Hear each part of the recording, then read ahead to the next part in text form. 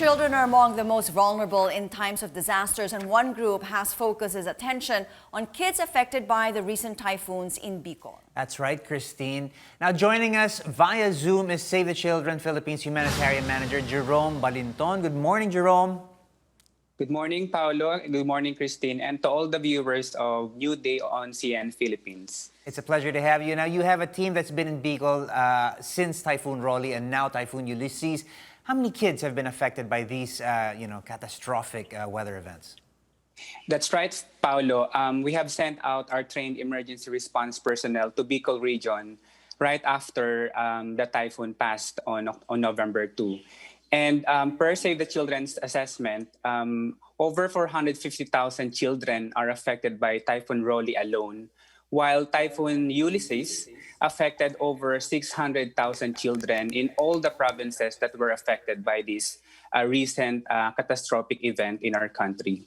Right now, Save the Children's humanitarian response is focusing in Bicol region, assisting the families and children that were affected by Rolly and Ulysses at the same time. All right, I'd like to find out, kasi you do have people there, ano po yung assessment regarding the conditions, of the kids there, especially those staying in evacuation centers? Yeah, right. That's right, Christine. It's been 2 weeks since Typhoon Rolly passed, and yet thousands of children and their families are still needing urgent help for food, shelter, water for drinking and domestic use, medicines and vitamins, especially for pregnant and lactating women, and psychosocial support and educational continuity. Save the Children's assessment shows that all the evacuation centers, particularly in Catanduanes, have been decamped.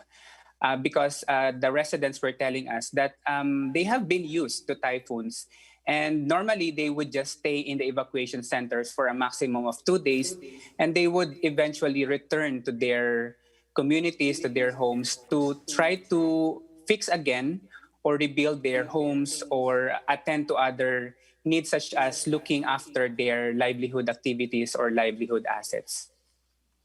Right. Now, Jerome, the organization is obviously focused on the needs of children. Long term, we're looking at health, nutrition, education. Children's rights, of course, is of particular focus. But we really need to look at what the immediate needs of kids are. What's different for kids? Yes.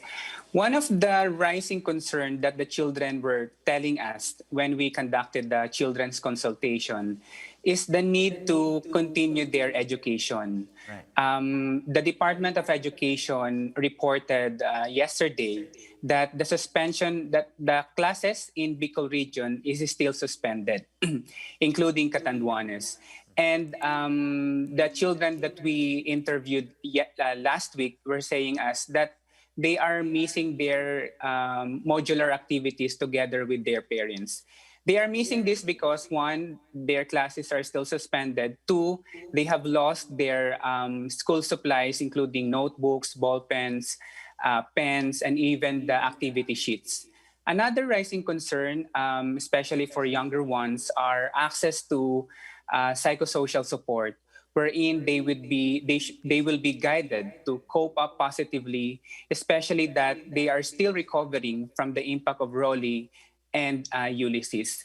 Another concern is the need for clean drinking water. Right now, the sources of water in these affected communities, particularly in Catanduanes, are dug well, deep wells, streams, because their water pipelines have been damaged due to the flooding, due to the storm surge. So there is a risk for waterborne diseases. That's why access to clean drinking water is really important right now, especially in those badly hit-affected communities.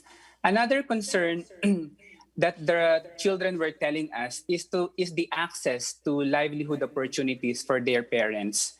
Abaca is one of the major industries in Bicol region, particularly in Catanduanes. And now that over 3 billion worth of abaca have been damaged, it will take 2 to 3 years again before this livelihood activity recovers. So we are expecting about 2 to 3 years of lag in terms of access to resources, to livelihood that will affect the coping capacity, especially of the poorest of the most vulnerable families in Bicol region. All right, now there's a lot of work to do, and I'm sure a lot of people are willing to pitch in. We want to say thank you to Save the Children Philippines Humanitarian Manager, Jerome Balinton. Thank you so much.